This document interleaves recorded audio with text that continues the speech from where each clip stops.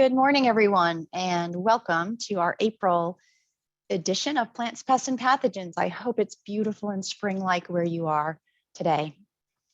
I am Caroline Richardson, Program Assistant, who's filling in for Charlotte Glen today. Charlotte is at a conference on volunteerism in Tulsa, Oklahoma, but she was kind enough to pre-record her Plant These Instead feature for us.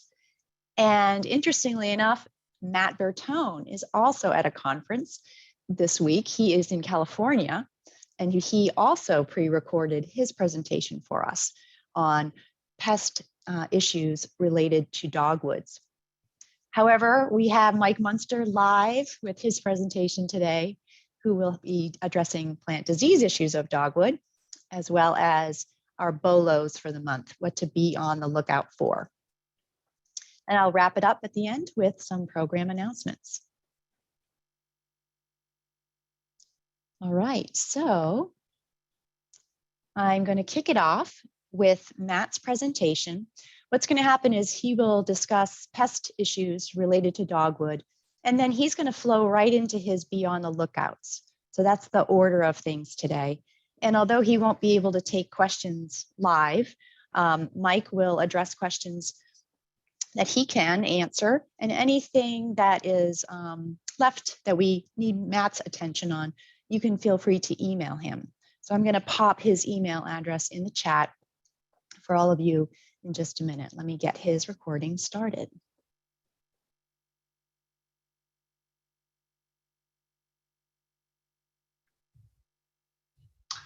Welcome everyone to the webinar this morning. Thanks for joining. Unfortunately, I'm not able to be with you live today because I'm traveling right now, going to California for a meeting. So I hope you all enjoyed the North Carolina weather. And today we're going to be talking about dogwoods. And I took this picture of some dogwood flowers in a friend's yard many years ago. I just think they're pretty. And here is a picture of one in my yard, the only one I have in my yard, but we just planted a new dogwood bush, so hopefully that will grow and be healthy. But I'm going to talk to you about the arthropod pests of dogwoods. Now, dogwoods do get a few pests, but none of them really seem to be too severe. We don't really get a lot of samples in the clinic with arthropod pests that are really causing decline in the trees, but I will go over the ones that you can find here in North Carolina. The most common ones are going to be sucking pests, some foliar feeders, and some borers. A little less common are the leaf miners and gall makers. Really only the borers are going to be severely affecting the trees, especially those that bore to the trunk. And you'll see that in a little bit. So some of the foliar pests of dogwoods, a few generalist caterpillars will feed on dogwoods, as well as sometimes weevils. So things like fall cankerworm, which will be out and about in the spring. This is inchworm. It's a fairly generalist feeder, as well as things like two-banded Japanese weevils may nibble on the edges of the leaves, creating notches. But in general, these aren't super important pests or super common. We also have some gall midges that produce tubular leaf galls on dogwoods, but I have yet to see one. But again, they are around. I would say, though, the most important foliar pest of dogwoods that I've at least experienced through the clinic in the last 10 years are these dogwood sawflies. So these are in the genus Macrophytis, and they sometimes you can maybe find the eggs being laid very neatly by the sawfly mothers. They're called sawflies, of course, because their ovipositors flat and saw-like, which they use to inject eggs into the plants. And you can see that on this picture on the left. And what comes out are caterpillar-like larvae that are at first waxy, very noticeable, and can defoliate the leaves. But later on, actually, they shed this wax layer, and the older larvae are not covered in wax anymore and are yellow and black.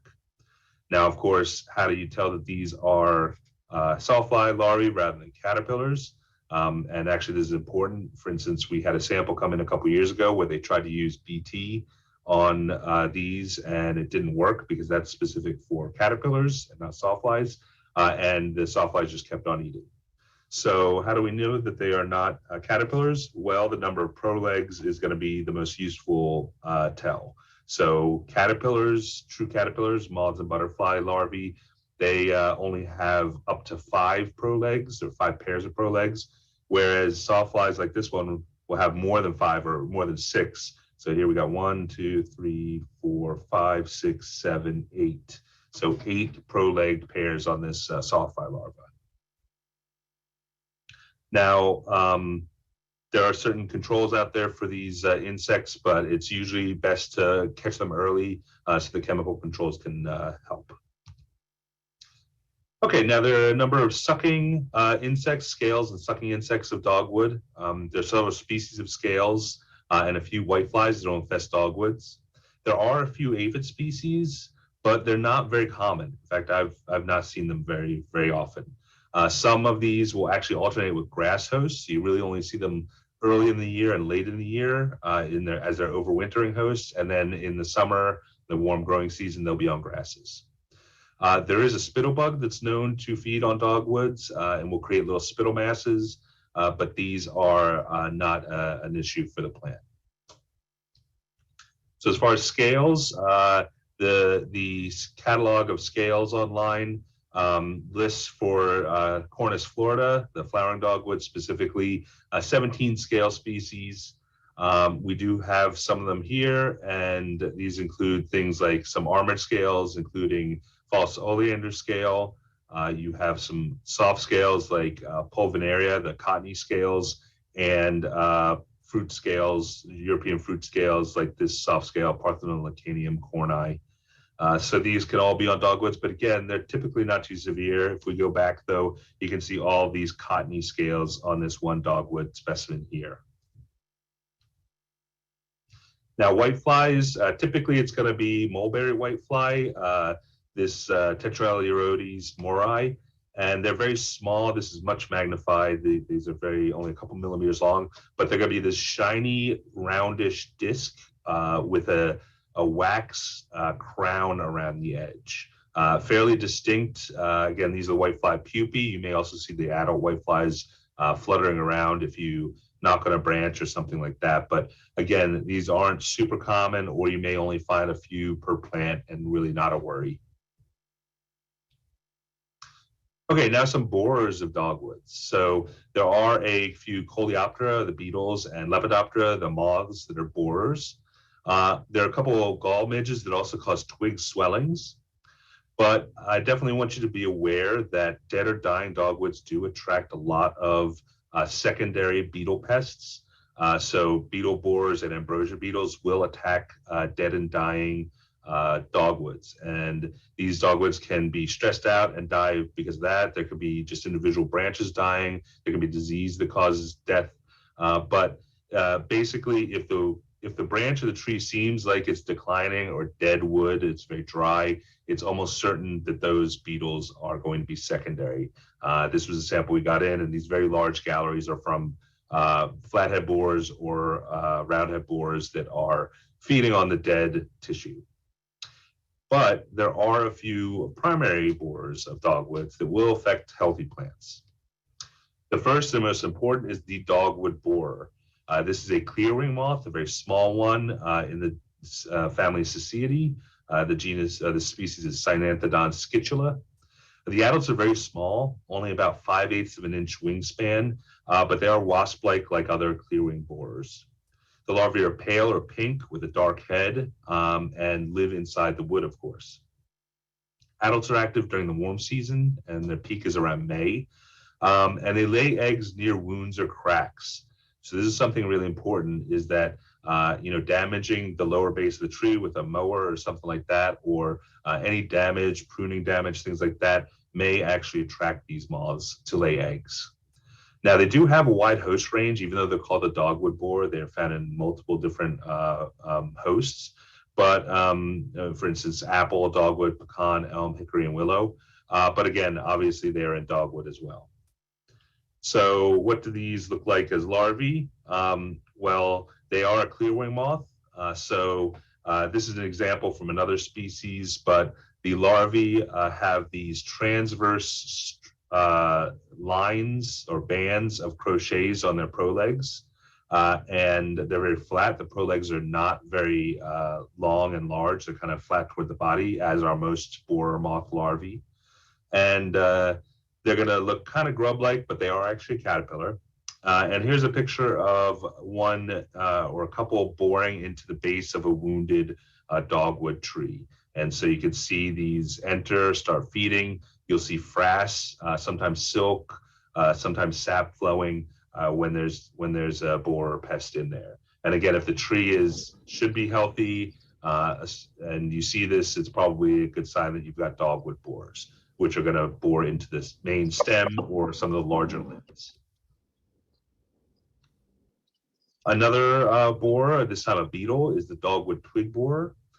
These are in the family Cerambycidae and species Oberia tripunctata, probably named because of the three spots right here, the three punctations. The adults are about half an inch, 5/8 of an inch long, orange and black, with those three dots on the thorax. And larvae are close to an inch long and legless, and I'll show you that in a second.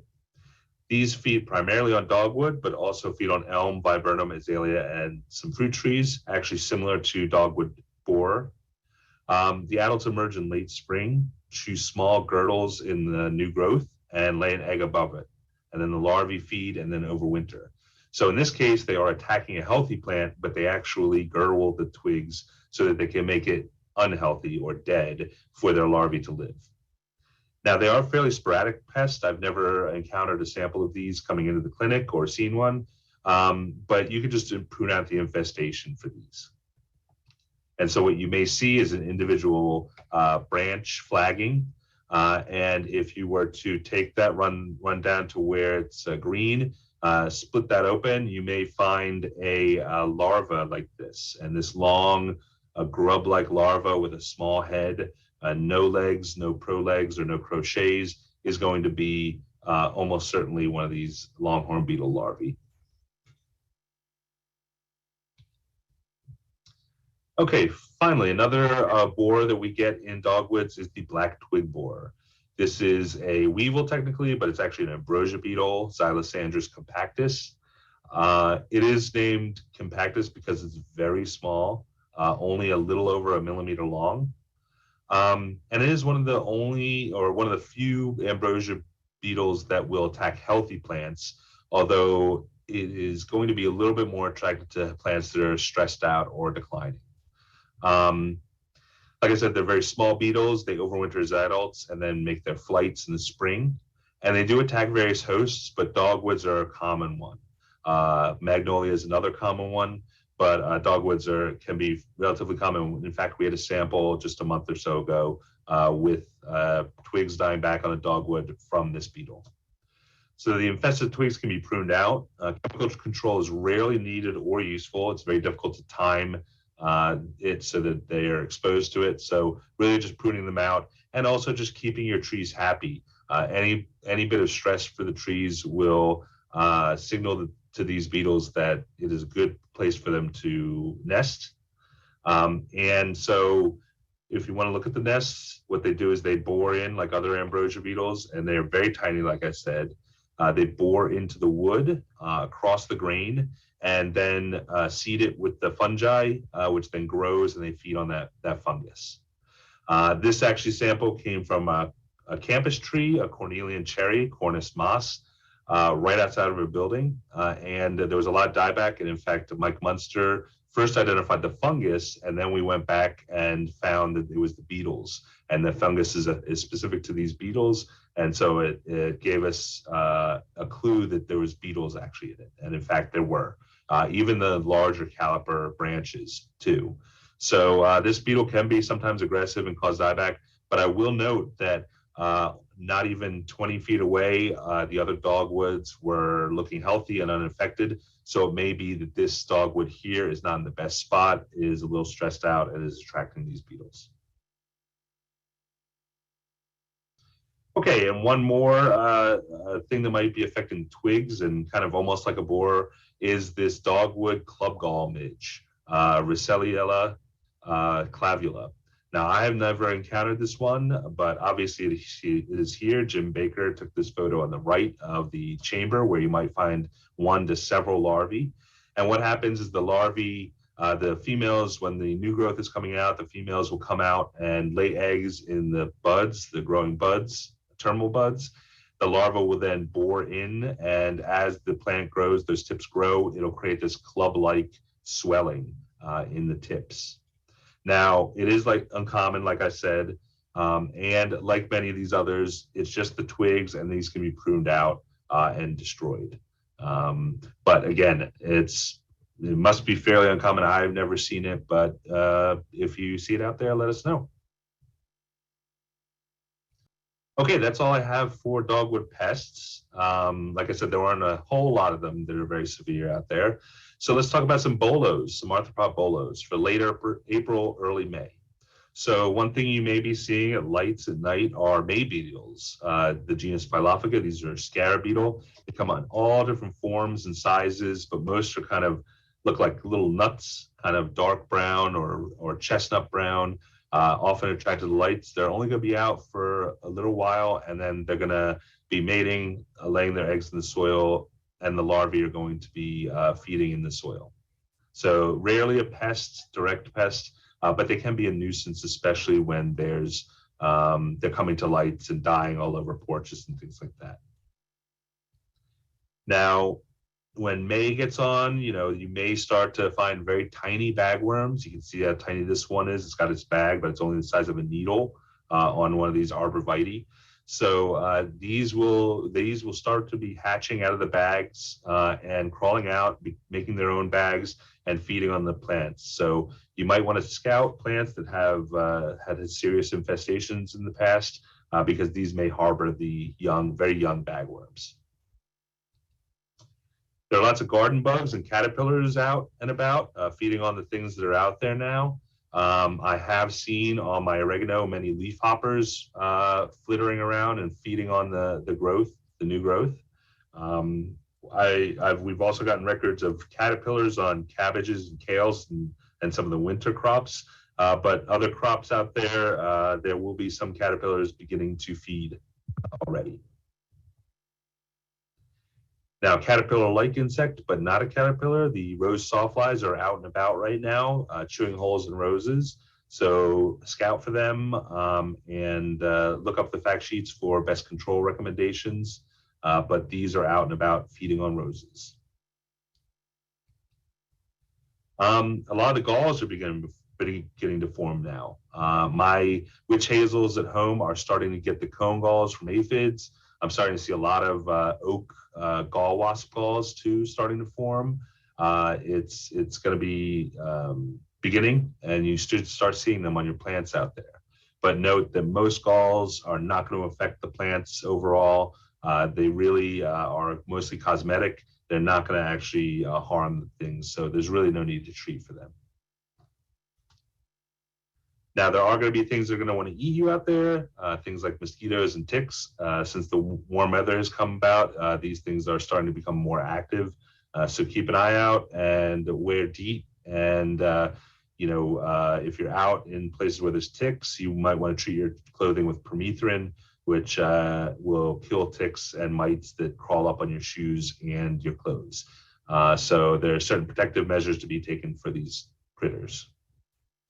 And speaking of critters, there are going to be lots of other critters out. So as it starts to warm up, more and more things are going to come out, including these two interesting insects, rosy maple moths and stilt-legged flies. And for that, that's the end of my bolos and my time. And if you have any questions, you feel free to email me. You can ask Mike on this webinar. But otherwise, I hope to see you all when I get back from my trip. And I hope you enjoy the rest of the webinar. Thank you. All right. Well, welcome everyone to the webinar. Hold on, team. Thanks for joining. Don't want to play it again. There we go. We say a special thank you to Matt for pre-recording that for us today, as he's out at a conference. And as I said, feel free to email him with any further questions. Mike, I'm going to stop my share in preparation for your presentation. Sounds good. Yeah, I saw there was a message there, and yeah, that's best directed to Matt. I have not seen that that you're talking about. I've seen oaks drop leaves, let's say from, we suspect it to be tubercle leaf spot, but that's later in the season. So young leaves, I have not seen them just drop off. Sometimes branch ends can fall off. I don't know if you're talking about that. And I think there's some stem girdlers that can do that, as well as squirrels building nests. But individual leaves of oaks dropping off in the spring or early summer, I'm not familiar with. Let me see. Let me just take a quick look at the chat here and see. Oh, we'll sort of go. Okay. Call and scale and we'll look this week. Okay.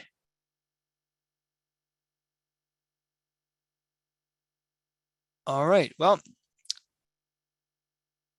as Matt said, you can email him, Matt_Bertone@ncsu.edu, for questions that you may have about his presentation. Let me start sharing my screen. Actually, let me first start my presentation.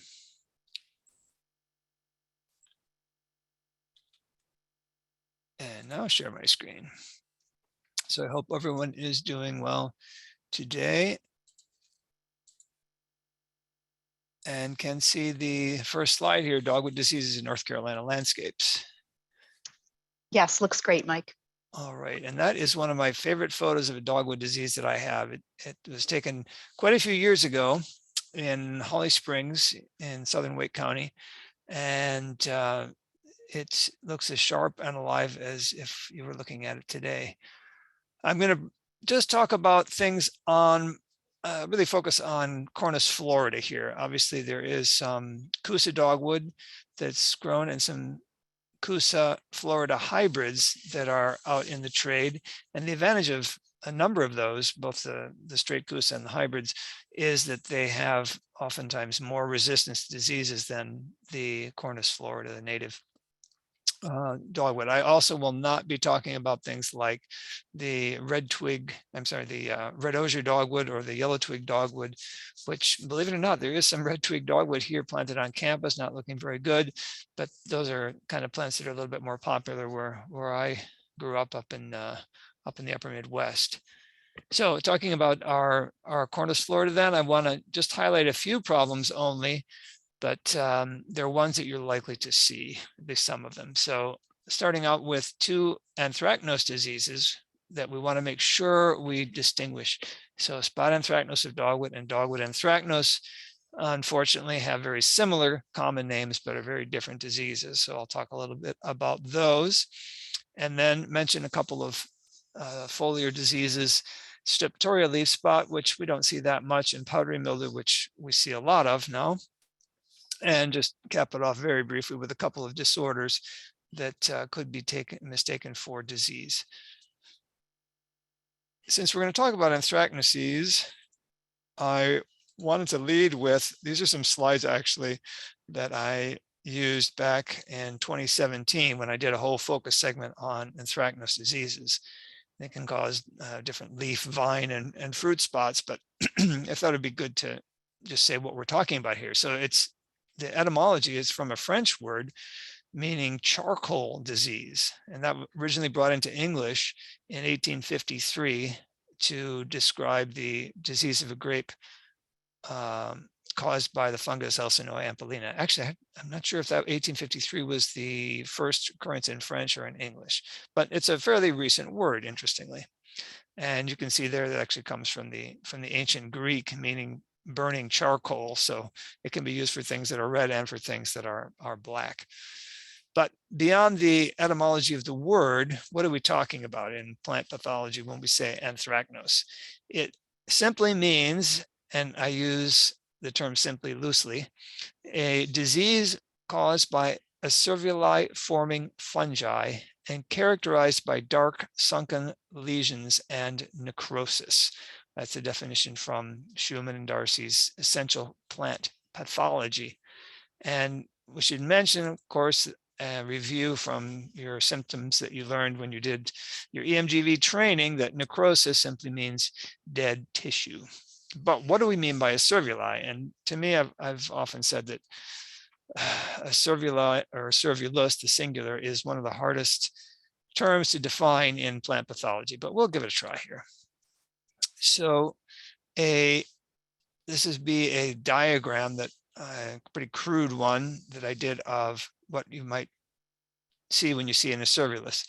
So the cross section of the tissue there, and then the epidermis breaking open eventually to expose a small little disc-shaped, usually, structure where the asexual spores, the conidia, are produced.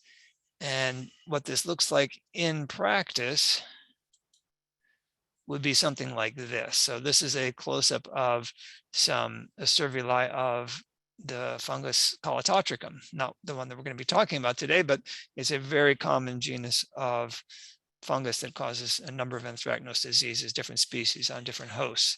And they're quite small, as you can see here. That's a 1 millimeter bar, the white bar down toward the bottom of that photograph.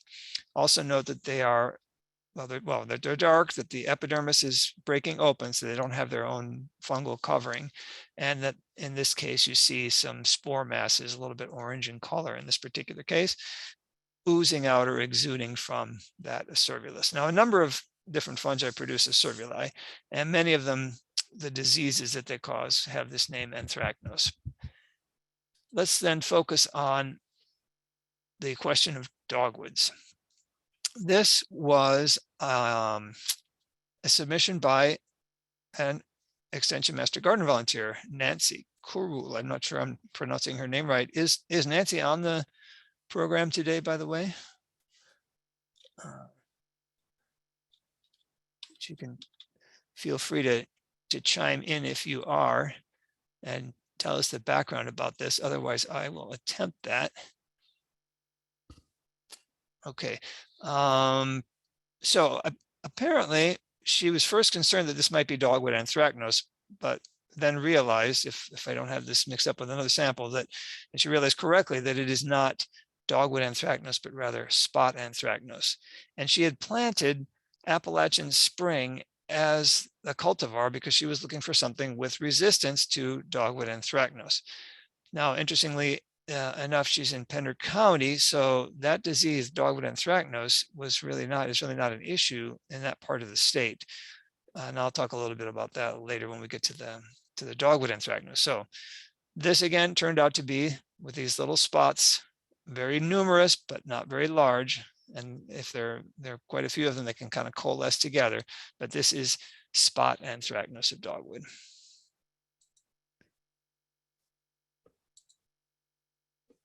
So here are two photographs of the symptoms on the bracts. One of them very serious. When you get enough of them together, conditions were favorable in the spring, and you can get it. I've seen a tree that looked almost like it had late frost damage. I saw it from the road, so I can't be sure, but I believe it was this disease rather than frost. Other years, you can't even buy a spot of this. I don't think I saw any this year, although it wasn't looking that hard. Symptoms, again, these are the small reddish spots on both the bracts and on the leaves. I'll show you a photograph on leaves in a moment. And when numerous, these can actually deform the emerging bracts. It is a common disease, but fortunately not a serious one. So it's not life-threatening to the tree. Here is an example, again, of what it looks like on the leaves. You saw some in the first photographs there that Nancy had submitted. So small reddish spots. You might confuse this for septoria leaf spot possibly, although in my limited experience with septoria leaf spot, those are larger, but of course they had to start small at some point. So returning to our spot anthracnose data list, the pathogen is a fungus by the name of Elsinoe corni. And you can take by the name, of course, it's related to cornus. It overwinters in both twigs and in fruit. So unlike some diseases that are overwintering in fallen dead material, this is going to actually overwinter on the tree itself, in the twigs and in the fruit that hang on. The conditions that will favor it will be, let's get this, there we go, wet springs. So if we have a lot of moisture in the spring, that's going to favor this to cause more infections. And we had a pretty dry spring, so maybe that's why we didn't see so much this year. And as far as management, the main thing is going to be to use cultivars that have some level of resistance to the disease. Fungicides, well, there's a couple of questions here. One is whether they're necessary, and the other is whether their use would be futile. And I'll explain what I mean by that in a moment. But first, talking about the resistance. So I did, actually, I'm going to do a terrible thing here, and I'm going to stop sharing because I want to share something else. I had some lists of cultivars resistant and susceptible to spot anthracnose, but then I thought, well, how many of these are still actually being sold? And so I decided to go to, let me share the screen now from the web page here. I don't know how many are familiar with the buyncplants.com website. So it's from the North Carolina Nursery and Landscape Association. And you can go in here and do a search. Can you see my screen here with the? Yes, yes, we can. And I'm going to go click on plants here and find plants. So this is what I did yesterday. Cornus, Florida. And I just put state, and I went down to North Carolina and unclick the further nurseries and hit search. Now I did this not so much to find nurseries, and many of these are going to be wholesale nurseries and not a place that you could buy them, but I just wanted to get an idea of what North Carolina nurseries were producing as far as cultivars or offering as far as cultivars of Cornus, Florida. So this is where I actually got the list that was used on the slide that I just so abruptly took you away from. So let's go back to that.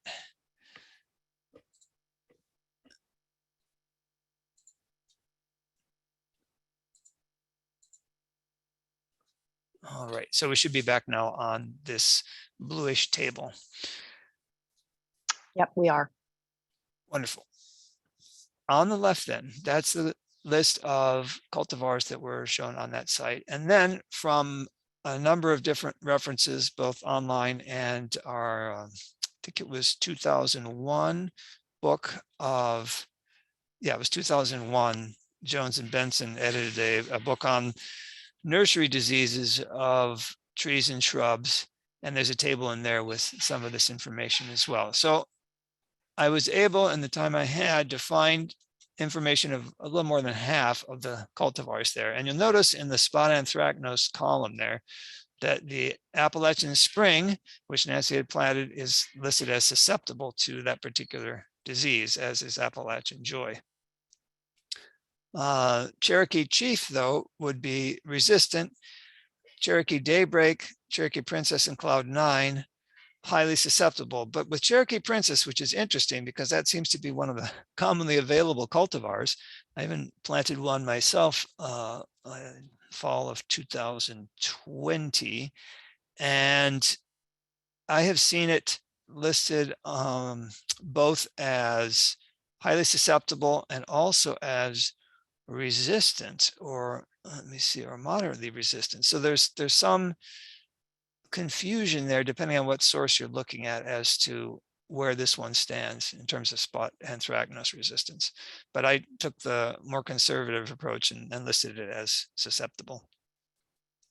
Cloud 9 also listed highly susceptible. Plana, which I had not heard of before, I found reference that it was resistant, and Weaver's White as well, and Rubra moderately resistant. I did not find information, at least when I was looking so far about the other cultivars. Now we're going to get ahead of the game a little bit here by showing the powdery mildew slide, because that's another thing that you're going to have very commonly, and finding resistance would be a good first approach. So you can see that Appalachian spring is going to be susceptible, some moderate resistance in some of the others, the Cherokee and the Cloud 9, but Gene's Appalachian snow highly resistant, and rubus susceptible, and Weaver's white moderately resistant. So resistance to one of these particular diseases does not mean that you're going to have it to the other.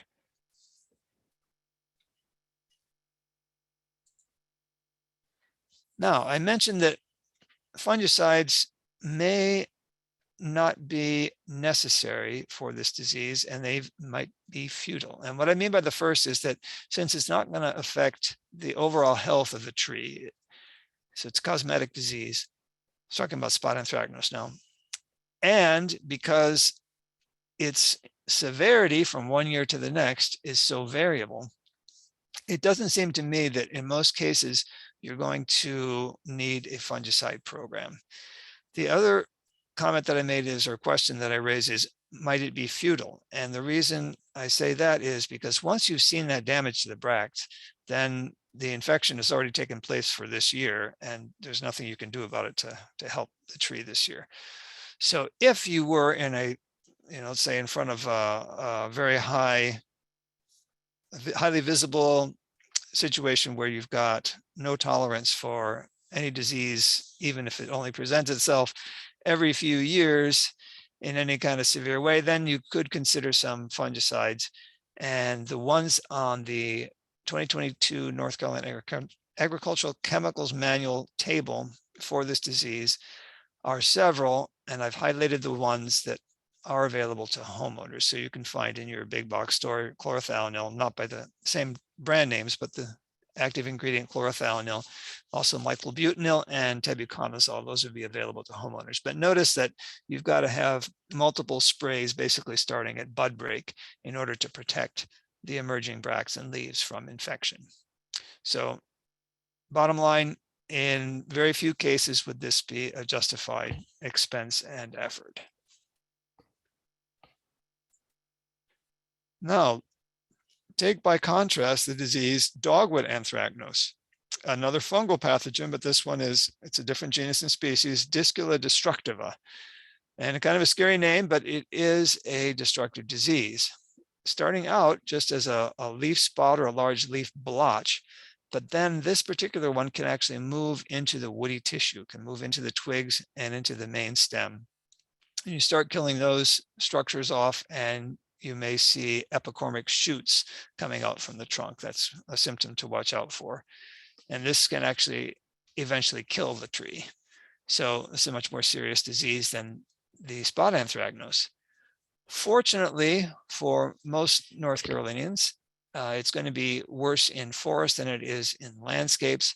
And as far as North Carolina, it's really only an issue in the mountains if you're up above 1,800 feet in elevation. As you go farther north in the country, then the elevation at which you'd have to be concerned about this would be less.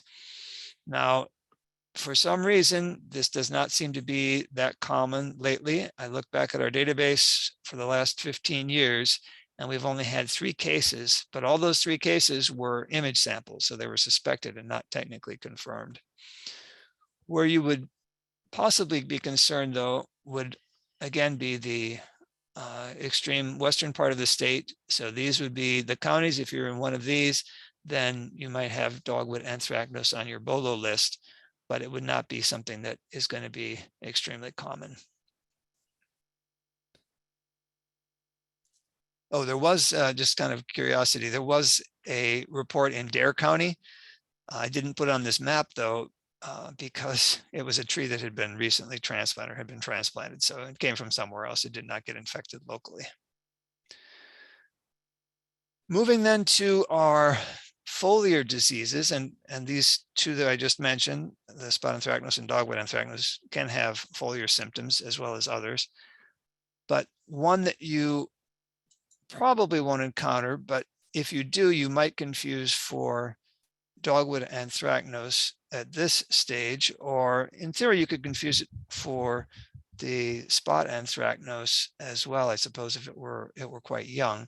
But this is Septoria leaf spot. The fungus, just saw this as I was looking up things for this presentation, that the name is now Spherulina cornicola, but there may be other species involved, other species of Septoria or fungi formerly known as Septoria.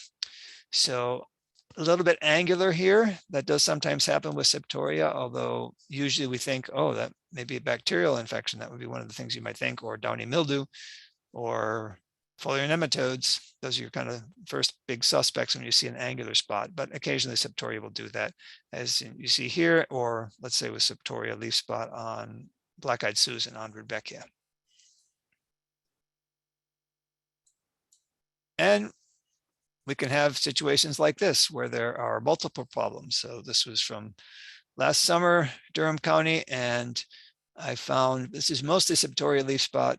There is some of the smallest spots there are probably the spot anthracnose, and there's a little bit of heat and drought stress there as well, possibly.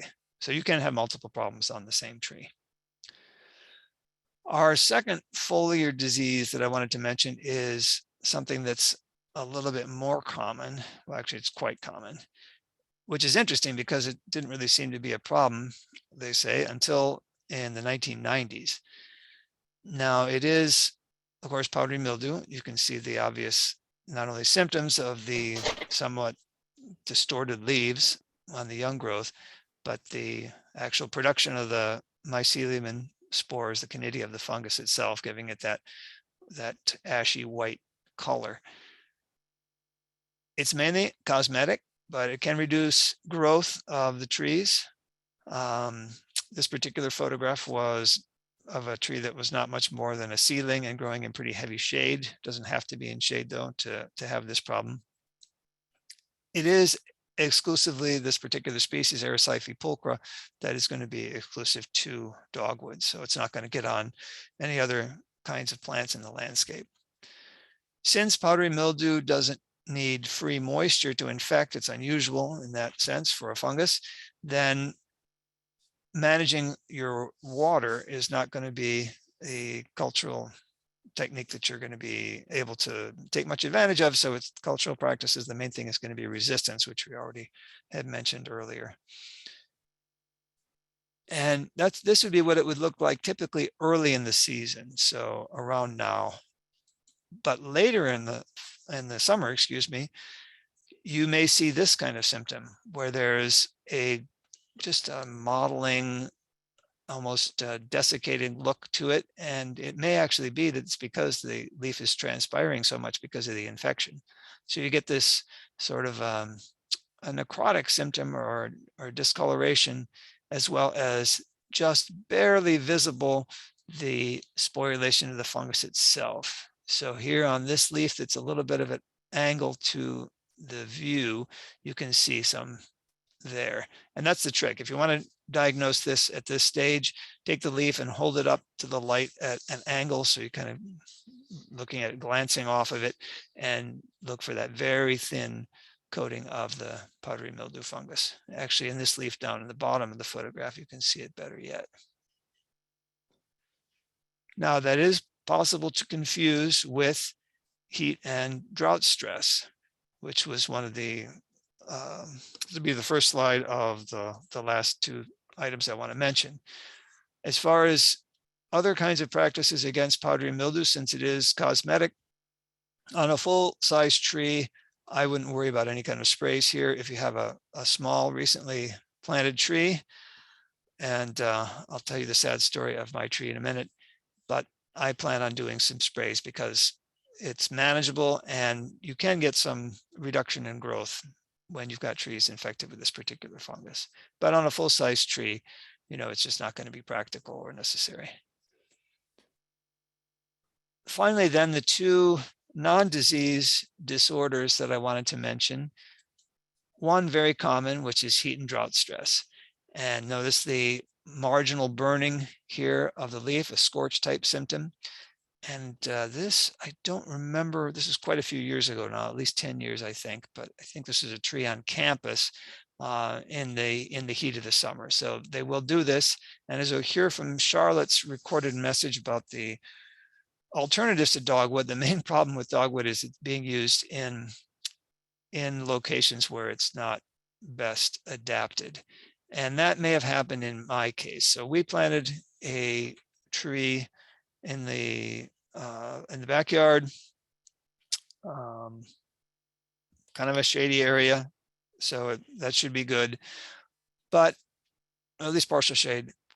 Problem was that it's very sandy, and I was thinking of getting a picture, but didn't. And so it made it through the first winter fine and kind of struggled at the end of last summer, but I hadn't been watering it enough. And it over this past winter died back to within 2 feet of the ground. So I pruned it up, and now I'm scared because of the pruning wound attracting some of the insects that Matt talked about, the borers, but we'll see how it goes.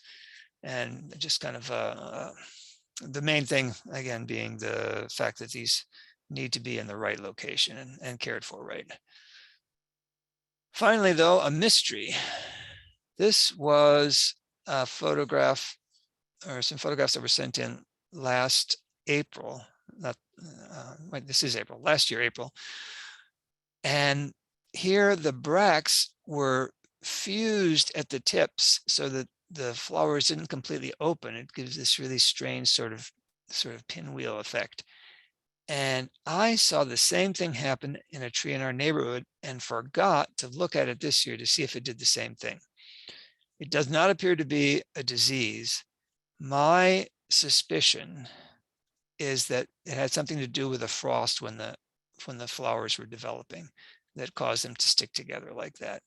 So a curiosity, but I didn't hear. Is Matt Jones on the program today? If he is, do you have any follow-up on what happened with this tree? Doing a quick search, it does not look like he's on the call, Mike. Okay, thanks. Sure. Yeah, and I'm kind of kicking myself for not taking a look at the tree in the neighborhood that was doing the same thing last year. So with that, before I go into the bolos, are there any questions about dogwood diseases?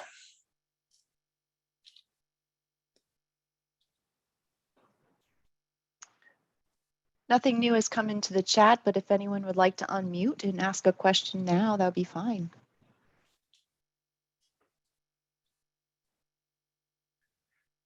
Do you have any comments about disease on red twig dogwoods? No, I don't really know what problems they get. Except I do think, and I know the yellow twig do get a canker disease on the stems themselves, and that the red osiers may also get that as well. But I would have to look that one up. We do not see that plant very often here. I don't think we ever see it in the clinic, and I was surprised to see it here on campus that they had planted it a few months ago. Maybe it was even more than that. So I do not have good information about that. Have you got some yourself?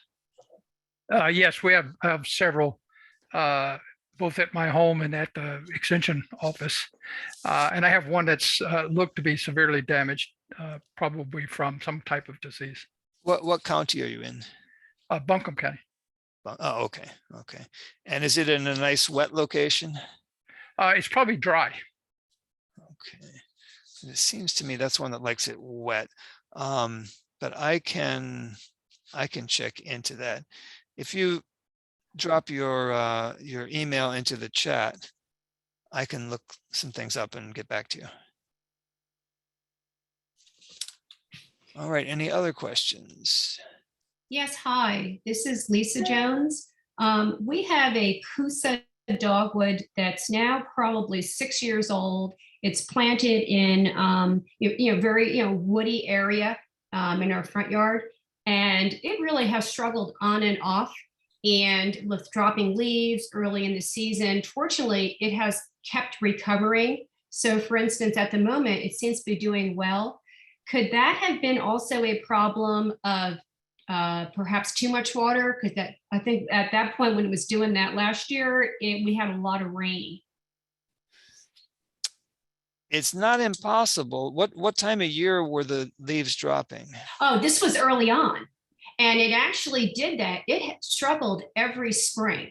And we have irrigation. So it's not that it's with a stated schedule. And at the moment, I'm looking at it now and it actually seems to be okay. But this tree has struggled almost every year. And we thought we were going to lose it. So the leaves drop early in the season and then stop. So then after a certain point, then they hang on just fine. Yeah, and then it Okay. finally regrew. I mean, we babied it. Okay, when you say regrew, so it lost a large. It lost probably like 75% of its leaves, and we thought the tree was going to die. And then it eventually grew some leaves. By the end of the season, it had leaves. Okay, and every year it's dropping large percentages like that. So far, not 75%? this year. The first year it was fine. The first 2 years it was fine, and then in the middle, it was just not good. So far this year, knock on wood, it seems to be hanging in. Okay.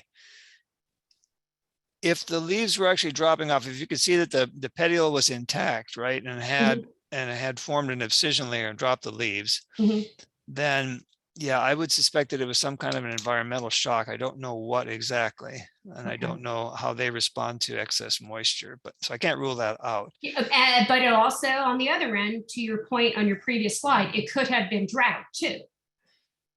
In that case, I don't think it would have just caused them to drop off. Okay. But I don't know that plant well enough. Okay. You do get with some things like your yellow poplar, river birch, you can get leaves yellowing and falling off like river birch. It gets dry and you get leaves dropping off in the heat of the summer. But I would expect that you would not see that early in the season. I would suspect that you would see some other kind of symptom on the leaf, not just staying green and dropping off. That would be my suspicion, but so actually, I'm sorry. These first turned brown. I mean, and then they dropped off. Oh. Sorry, I didn't explain that. And I didn't ask, so that's what I get for assuming.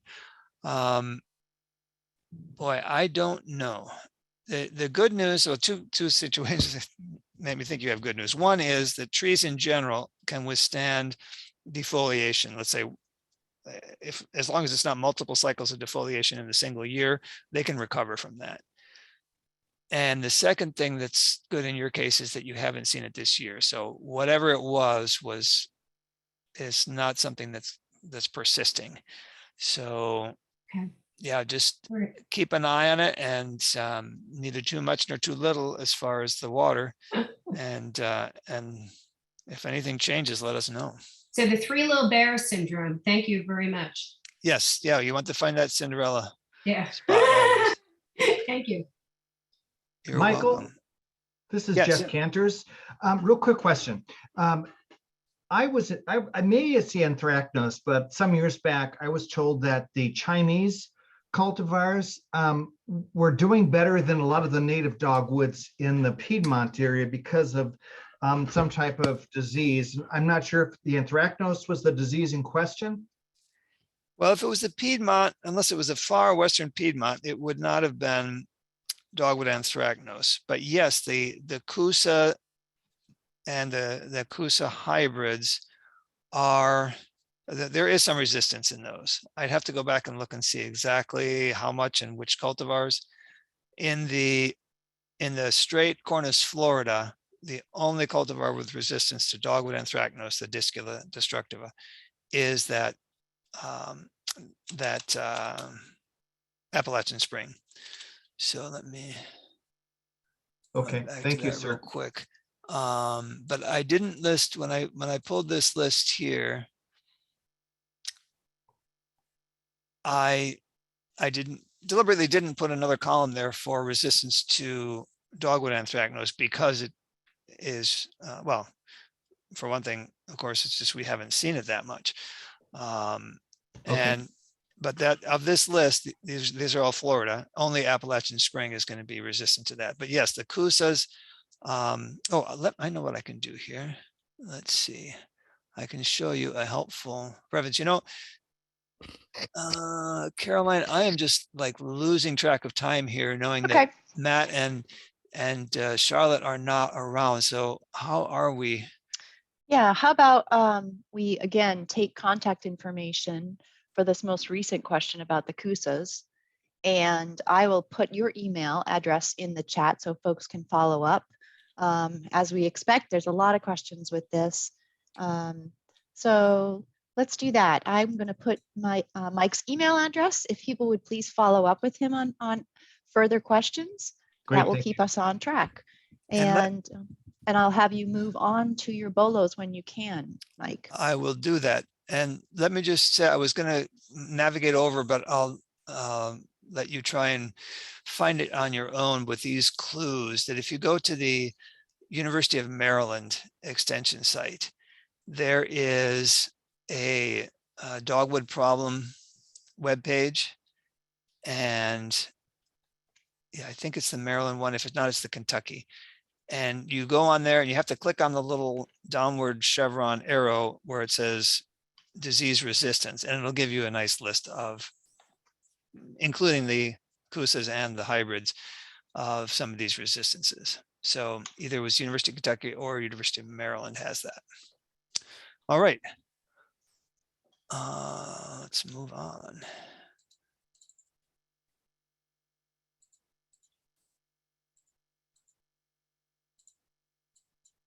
And I put here diseases current and bolo because these are, a lot of things are just popping up now. So very quickly, rose rosette, keep an eye on that. This is sadly in front of my house. So when I saw these elongated shoots and the red juvenile foliage was not going away, I broke the news to my wife and she accepted the fact that prudence was the best thing here. And so this shrub has now been removed.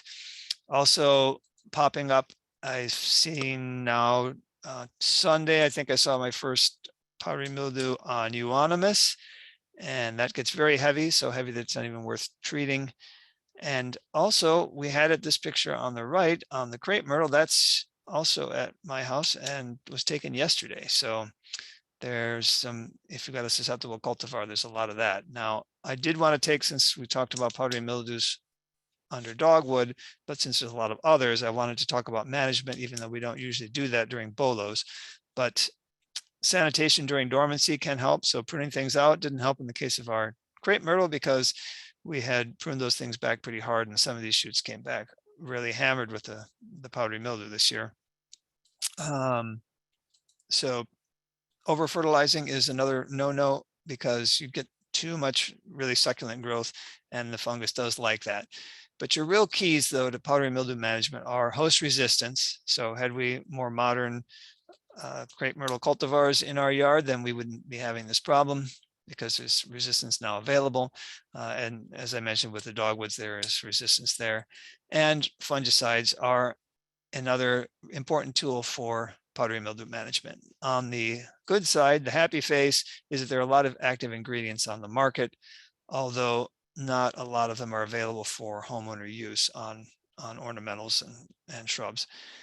The downside of fungicide use in powdery mildews has always been that they become resistant. So they've become insensitive to the products that are used in them over and over again.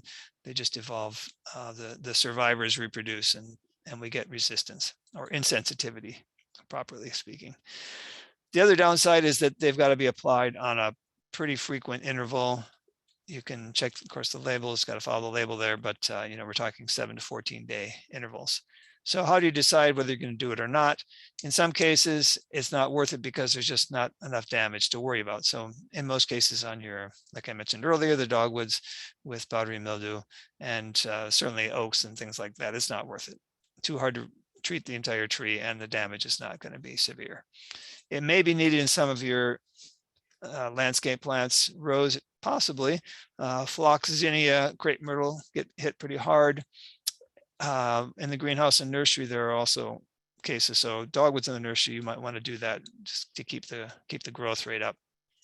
And on the other extreme, in some cases, the plants are just too susceptible that the solution really would be to find another plant for that location. And the classic case there would be the euonymus. The conventional fungicides, including the what are called the DMIs, 2 of which you can find in the store available to homeowners, the myclobutanil and tebuconazole. Those are the active ingredients, so look for those in the fine print. There are a lot of strobilurin fungicides available, but for homeowner use, they're not labeled except for turfgrass applications. So we don't have those.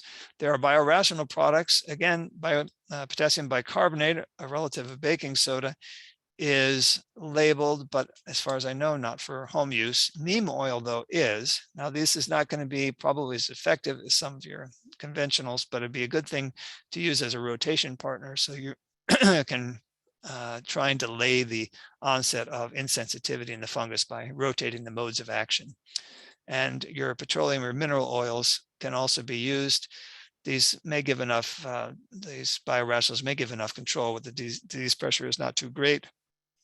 And be sure you're using the right kind of oil and at the right time to avoid damaging the plants. Moving on with other bolos for April and May for our trees and shrubs.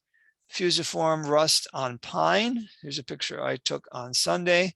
And you can see it's been there for a long time. This pine has been infected, very old, misshapen trunk there. But what caught my eye, and the reason I hadn't noticed this before, is that it's sporulating now. So the Eschia spores are being produced there on the swelling on the gall. Those spores won't infect pines. This one will infect oaks on the leaves, and it causes a very, very small little fruiting bodies. You wouldn't even notice these if you weren't looking for them. And then the spores produced later on oaks will infect the pines. In this case, the management really would be to have an arborist evaluate whether that tree needs to be removed. Or if it's occurring on a branch, as we got with an image sample yesterday, then just removing that limb can be done. Matt took this picture of an exobasidium leaf gall on his azalea, or maybe it was his neighbor's, one or the other, but this is another one of those cosmetic diseases, so catch it early and keep those picked off. And it has only one life cycle a year, so it, wait, now what's this particular one? I'm not 100% sure of that, but we'll say one life cycle a year. It's not going to be causing any serious issues for the health of the shrub long term. Going back to roses just for a moment, you're going to be wanting to watch out for black spot and Cercospora leaf spot, and we've talked on the program earlier how to distinguish those. The fruits, I selected only the orangey things for our fruit bolos for May.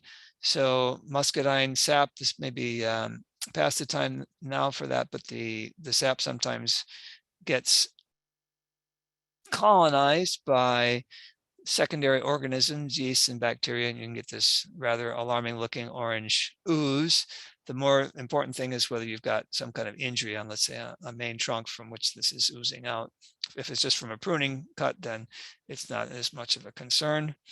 Also, in the orange and yellow department would be the blackberry rusts. Now, we very seldom see the orange rust pictured in the lower right there, which causes a deformation of the leaf and tends to have a little bit of a waxier look and more concentrated kind of between the veins. More common, it seems, the cane and leaf rust, the cuneola, which is a yellower color, can start out a little waxy looking, but becomes powdery looking.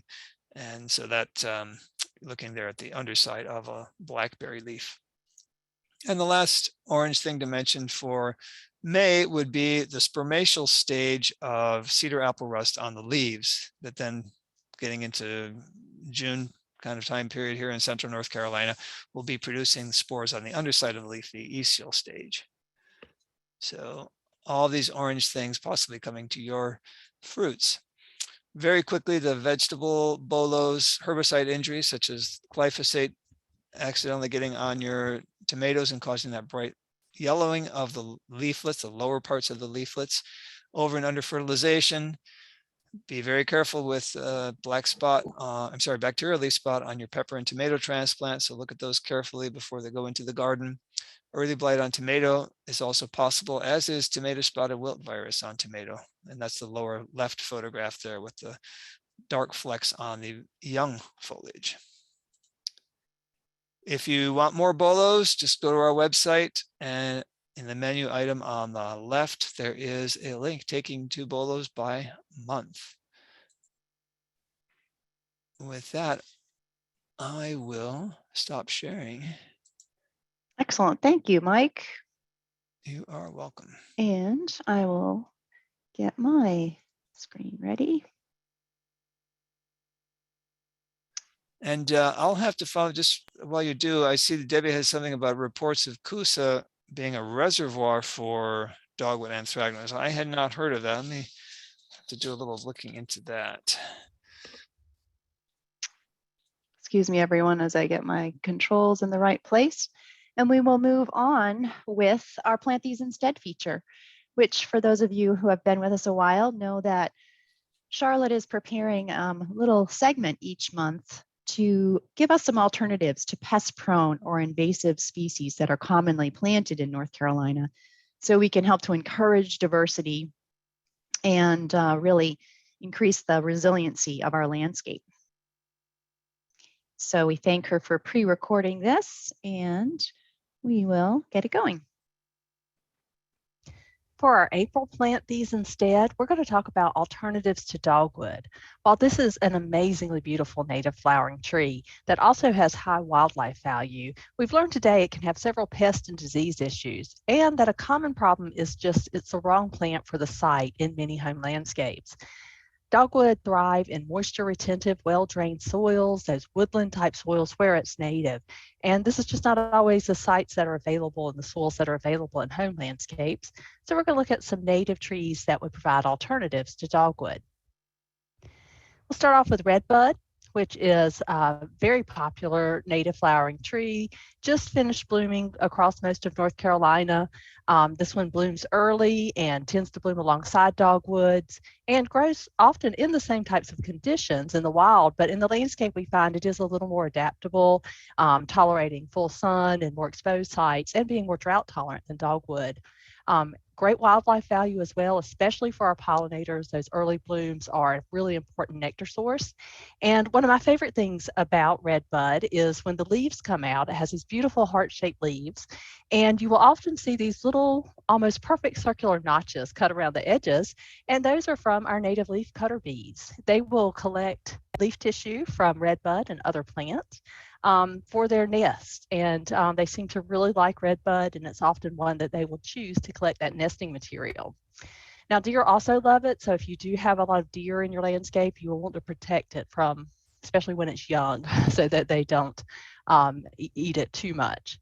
But other than the deer, it tends to be quite a vigorous, fast-growing, lovely flowering tree.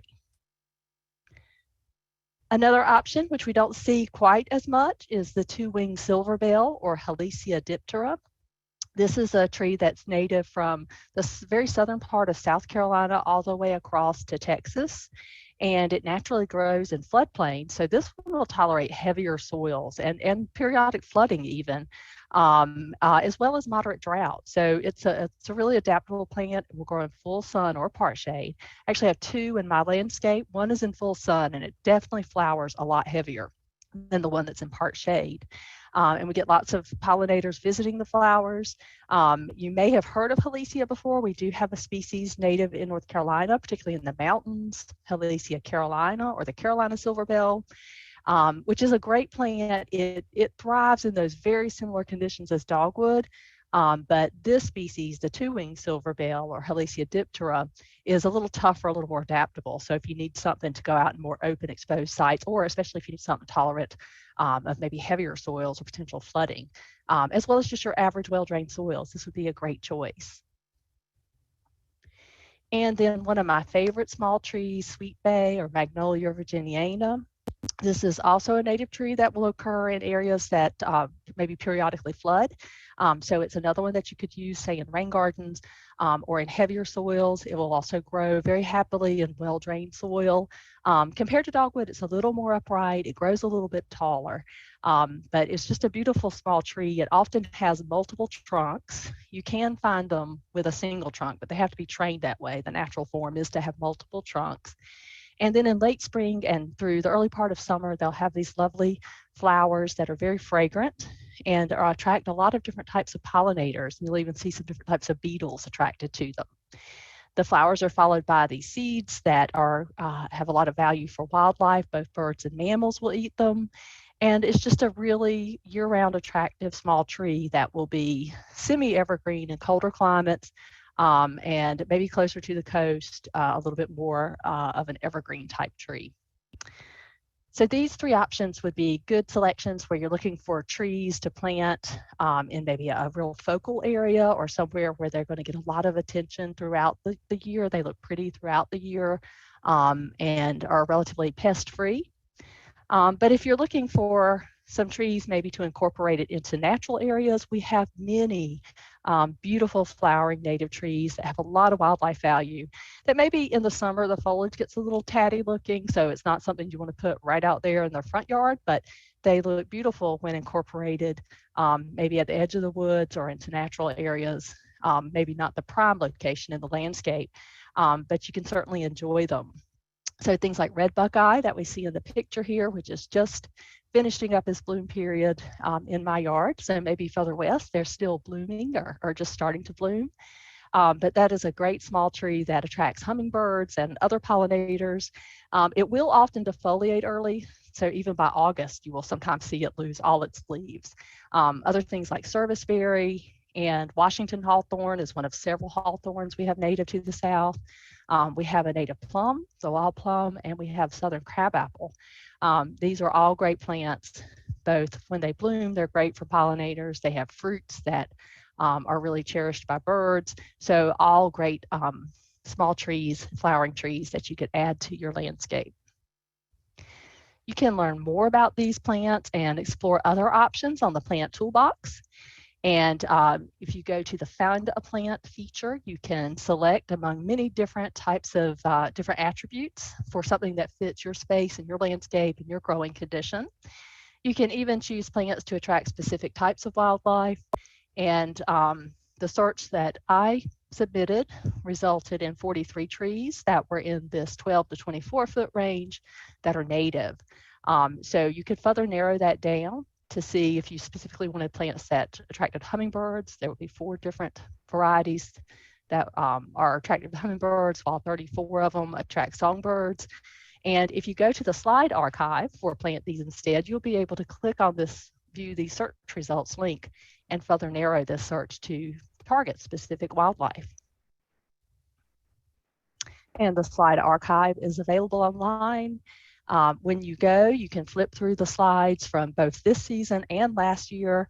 All of the links in the slides are live, so any of the plant names will take you to the plant profile on the plant toolbox, and you can learn lots more about it and see more images. So that is our April Plant These Instead, and I hope everybody is having a great gardening season. All right. Thank you, Charlotte. For our April Plant These Instead, we're going to talk. It automatically plays. Okay.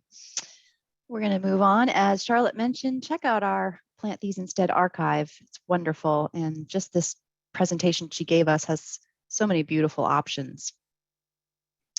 It's time for us to move on and finish with just some statewide announcements. And the first is probably the most exciting, and that is we are planning an in-person Extension Master Gardener College in 2022. It will be later this year in October. So we hope you will save the dates of October 27th through 29th. It'll be a Thursday, Friday, and Saturday. And we are going to have it at a exciting location. We're having it here on campus in Raleigh at the Hunt Library, which specifically is on the NC State Centennial campus. This is a picture of the Hunt Library. It's a very impressive building, and it has excellent space for us to gather and to enjoy presentations in one another's company.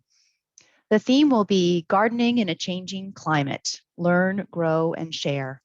So as you know, we're all adapting and learning what's occurring with our changing climate, and how we can help to adapt our gardening practices will be part of the focus for this college.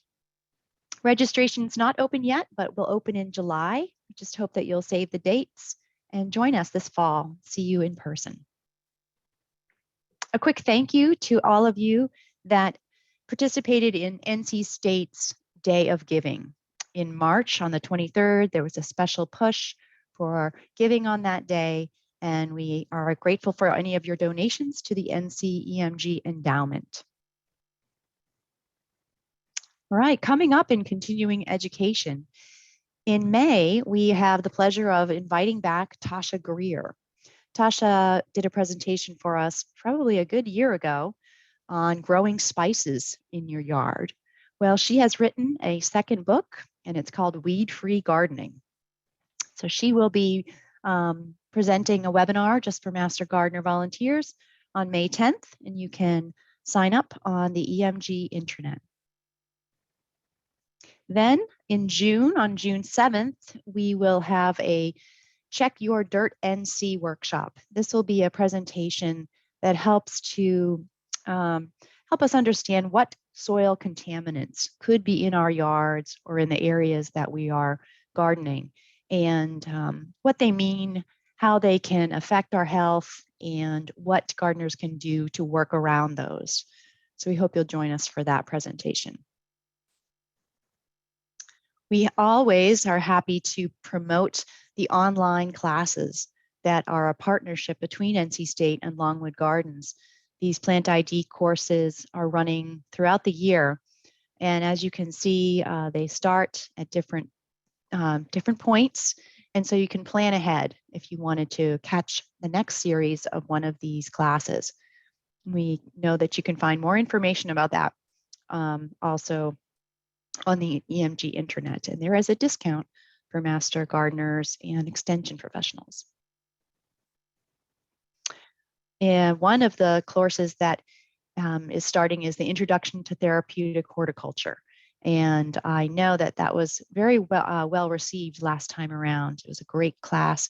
So if you're interested in anything regarding the therapeutic horticulture, we hope you'll check that out online as well. It begins in May. JC Ralston continues to offer exciting events, and now more than ever, some in-person events. So we hope you'll keep up with their calendar and take advantage of those opportunities. And we will wrap it up with just letting you know what our May Plants, Pests, and Pathogens webinar is going to cover. We have invited Dr. Kelly Auden to come back. She's an extension specialist and professor in the Forestry and Environmental Resources Department. She's going to help us to grapple with invasive tree pests in North Carolina. Unfortunately, they're coming or they're already here. In particular, she'll help us give an update. She'll give us an update on spotted lanternfly. All right. We hope that you will catch up on any plants, pests, and pathogens that you missed by going to our continuing education page on the intranet. And later this week, this recording will be posted, and you can see all the slides and go back to parts that you'd like to listen to. And with that, I'll send us out with our closing music and wish all of you a very nice rest of April. And congratulations on the great hosting job. Thank you, Mike. I know you were anxious about it, but it was awesome. All right. And all this technology worked out. Thank you, Mike.